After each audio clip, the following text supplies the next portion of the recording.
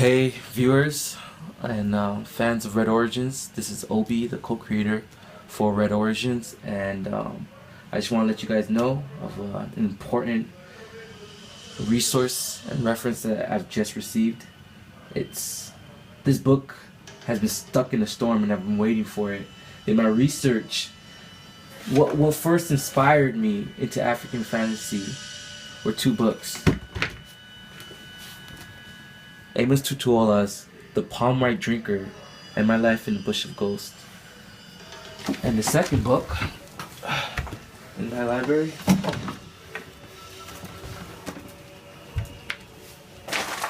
Okri's The Famished Road.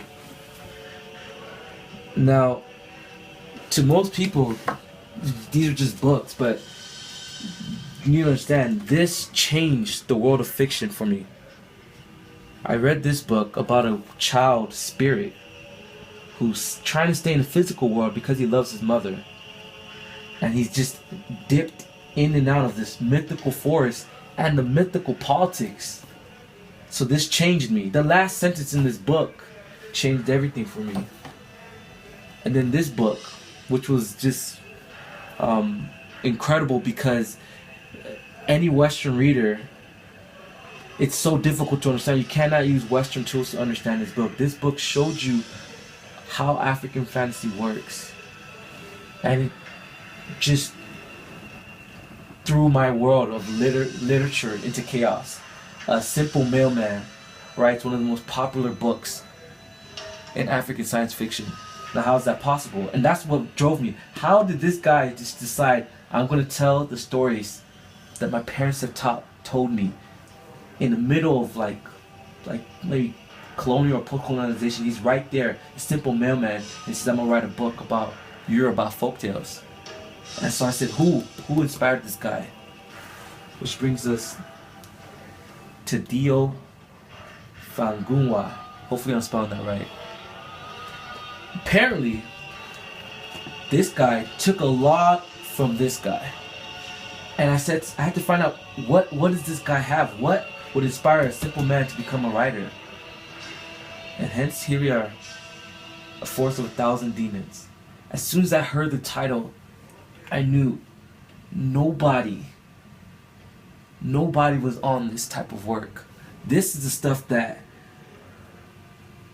I would think would inspire stuff like Naruto. It's just literally probably the only books that out there that just has this forest and you can just see it teeming with spirits, and you have one individual who has to go against all of them, not just 1, 5, 10, 300, force of 1,000 demons, African demons. Now you might think this is, scary or whatever, but this is just part of that fantasy that people need to understand and know. And the brilliant part about it is that this was Yoruba, and now it's translated in English by Wole Soyinka. As you know, Wole Soyinka has been a huge literary force in, I won't even say African science fiction, just science fiction literature in general. So this book is a gem where you can finally have African mythical objects and spirits go head to head with the hero, and from here I don't need to borrow the stories, the monsters, or the spirits from European or even Asian fantasies. It's all here. Probably one of the most creative adventure stories right now in my hand, and this is the type of research required in Obi and John. That's it. We need to go deep into our folklore and our history and pull out incredible fantasy elements that will just shock and inspire you. And that's pretty much what we have for today's vlog.